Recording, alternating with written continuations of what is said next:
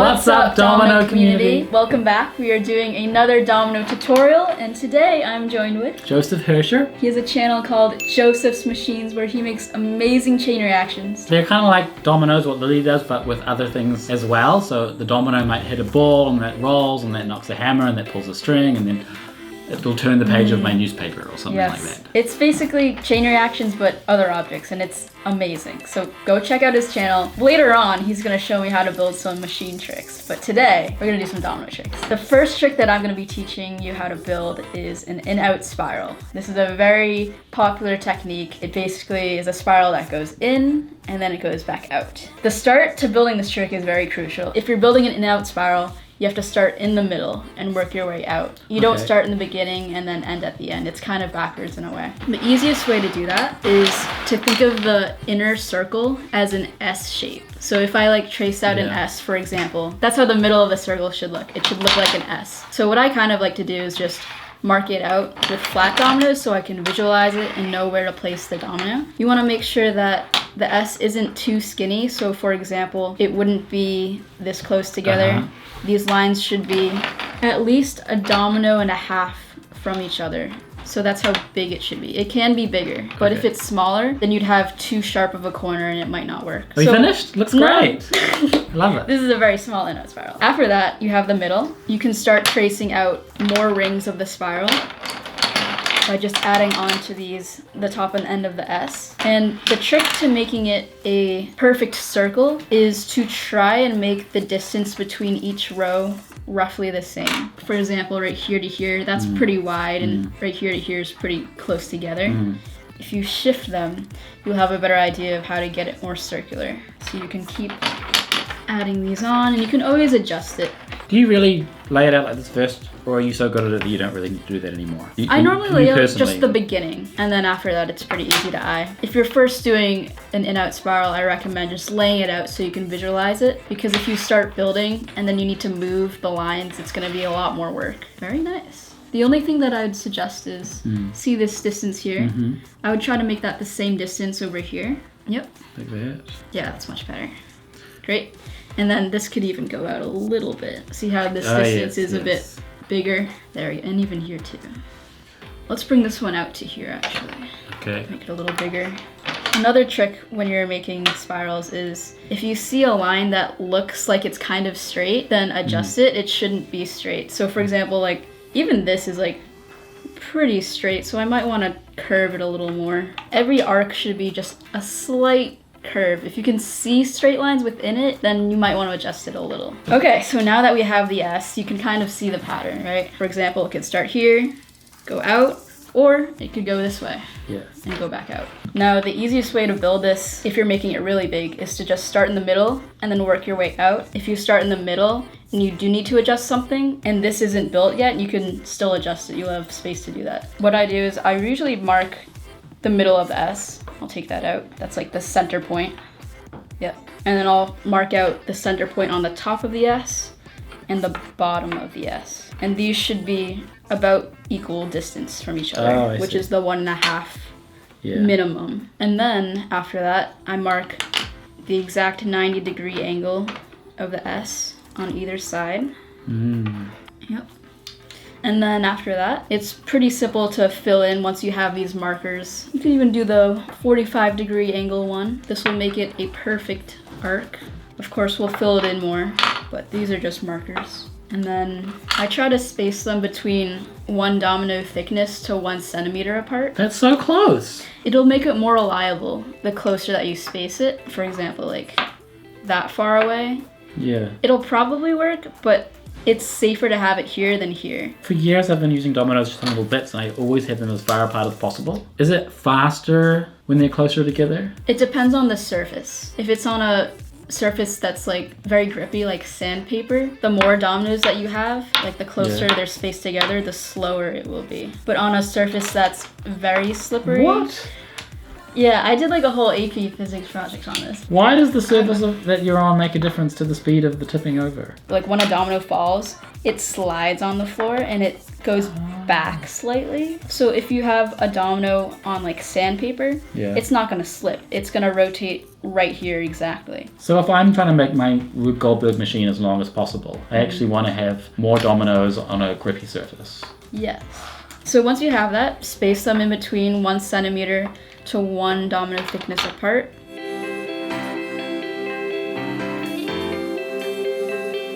And there's one little trick that I usually tell people when they're building curves or any sort of line. I call it the parallel rule. So if you see this is going to be a curve, this line that traces the right side of the domino should be parallel with the left side going this way. So these will never intersect if they like follow the path. I would even add maybe one more in here. Especially on the curves, you even want to space them a bit closer so they don't slide out. Yeah, and now you can just keep tracing around, following the path, but don't stick too much to the path. Sometimes it might be a little bit off and you might have to move some lines like 1 centimeter off. Keep an eye on the spiral to make sure that it still looks like a circle. Because if you just blindly start building, then you'll finish the spiral and be like, this is an oval.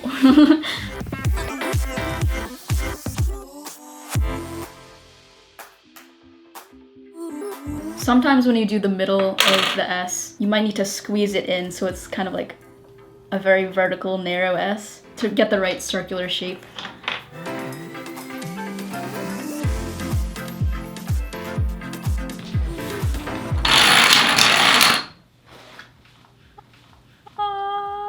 Oh my god. We had an accidental fall down from vibrations walking on the floor, but we're gonna rebuild it. It's okay. It's not okay. It's all over. I'm gonna help you with it. It's my first domino thing and it's ruined. It's okay. Anyway, you learn through failure, so Exactly. that's actually okay.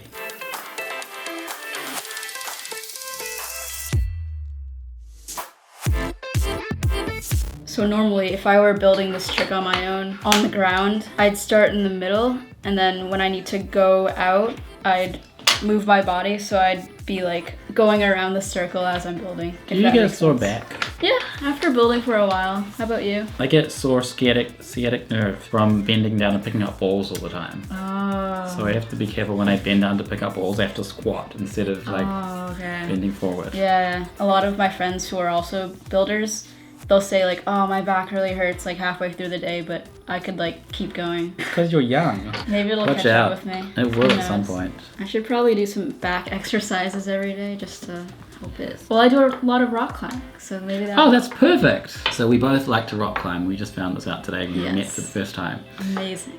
Oh, weird.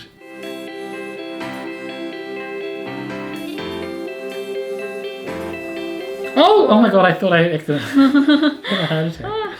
So close. You're good, you're good. Yes. Nice job. One more step that we're gonna do. Because this curve, say it starts here and goes in, this curve is like a little bit close to this line, and it's possible that when this domino falls, it could slide out and knock these dominoes out of place, or even trigger it backwards and stop. So to prevent that from happening, I'm gonna tape down some sideways dominoes in here to act kind of like a barrier. And then that way, when this falls, it'll just hit the barrier and these lines will be safe. We got some tape, just any old clear tape, and take a piece that's a little bit less than a height of a domino.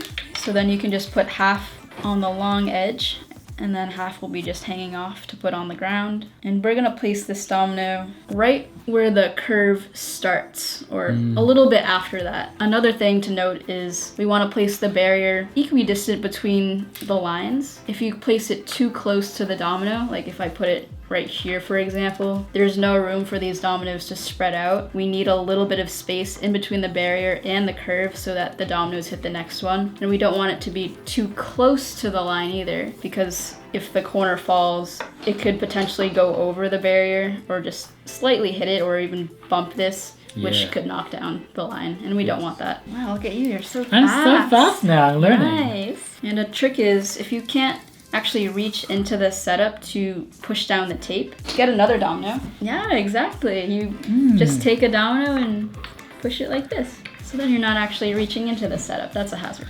That's clever, I like it. Your very first In-Out Spiral. I know. Yeah. Then we just look at it from the top. Because you always want to look at your spiral from a very tall view so you can see how circular it is. And if you do need to adjust things, then you'll have room to see. It's like a yin-yang. Yeah, in a way it is. Okay, can we knock it over yet? Yes. 3, 2, 1, go.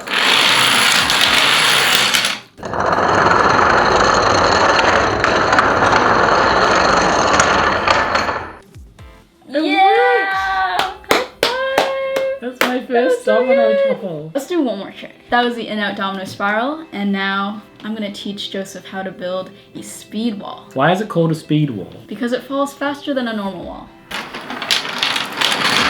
So to build a domino speed wall, the main thing when you're doing this trick is getting the base right. Once you get the base done, everything will just be very smooth and very straightforward. So to start out, it uses vertical dominoes on the base, and you want this vertical domino in comparison to the next domino to be 1 domino length apart. So this domino would be flush with this domino, and the right domino, this base would be flush with this edge. So technically it's like 1 domino length minus 2 domino thicknesses. And then we're just gonna keep repeating this base.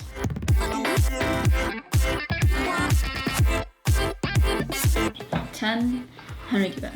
11. 11, okay. It needs to be an even number, and now you have 12. Perfect. Once we have this base, the next step is to put dominoes halfway in between each one.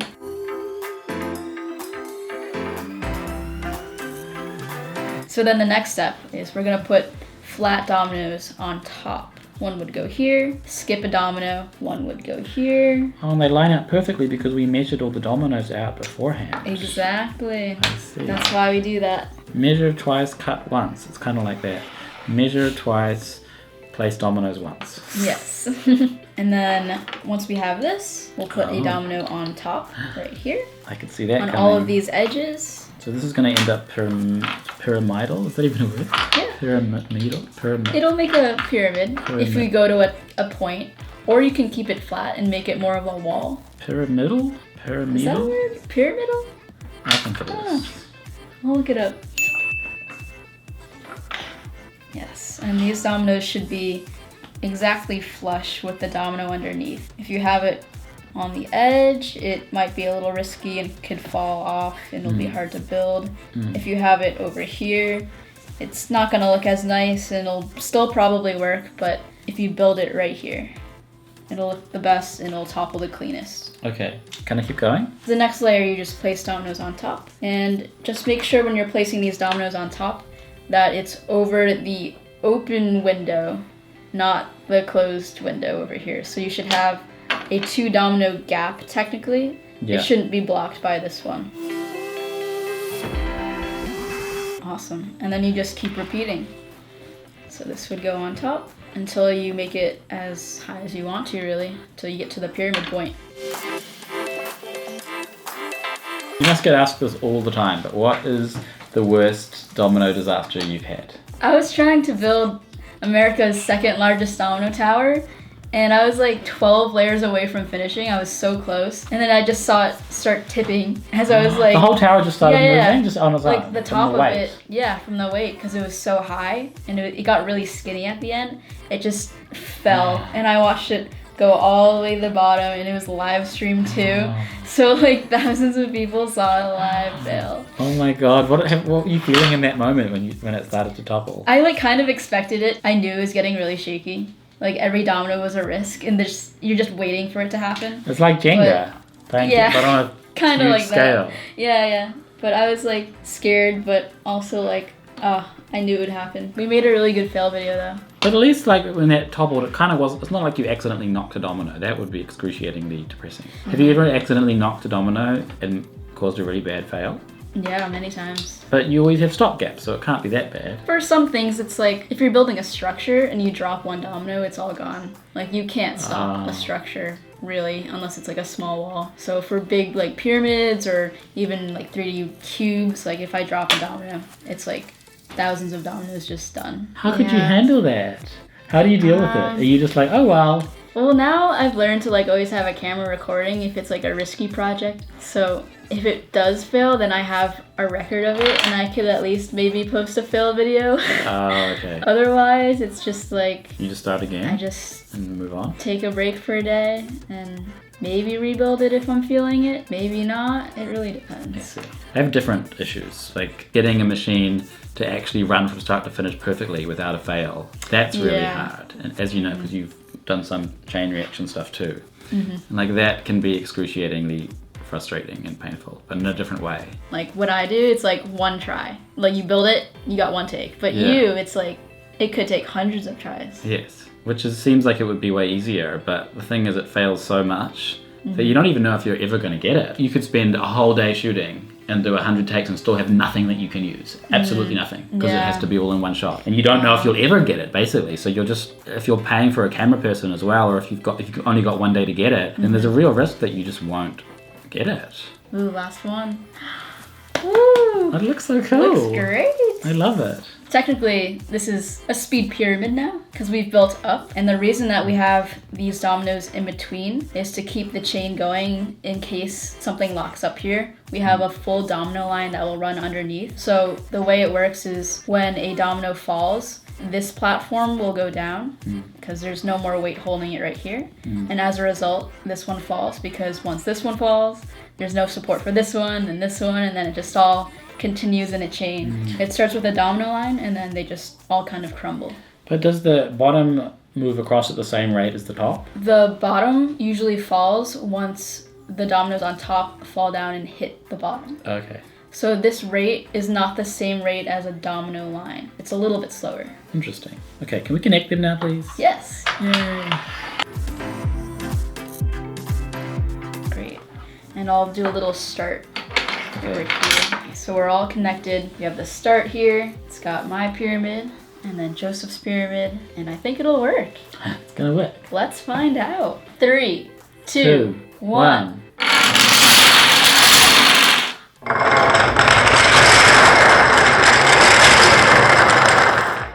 Oh my god, that was a speed wall. It happened That so was so quickly. good. It was dramatic. Very nice job. Do you feel better? Do you think you're good for dominoes now? I've got a feeling for it now. Yeah. I can see it's actually faster than I thought. Like to build that pyramid doesn't take that long. Yeah, it really wasn't that bad. Yeah, I always imagined in my head that dominoes must be so tedious and long, but in some ways it's faster than what I do. I feel like with dominoes, it's easier to see the progress of it being built because you can take up more space in a shorter amount of time. Also with machines, sometimes you can get stuck building one part for like days, just trying to get Yeah. one thing to work. So it feels like there's no progress, whereas with the dominoes, it's consistent progress. Yeah, you can visually see it. Yeah. So now we're gonna take these domino tricks and combine it with some chain reaction tricks that Joseph has taught me and make a chain reaction with dominoes that pours cereal without milk. Let's go. Okay. Does anyone want some cereal?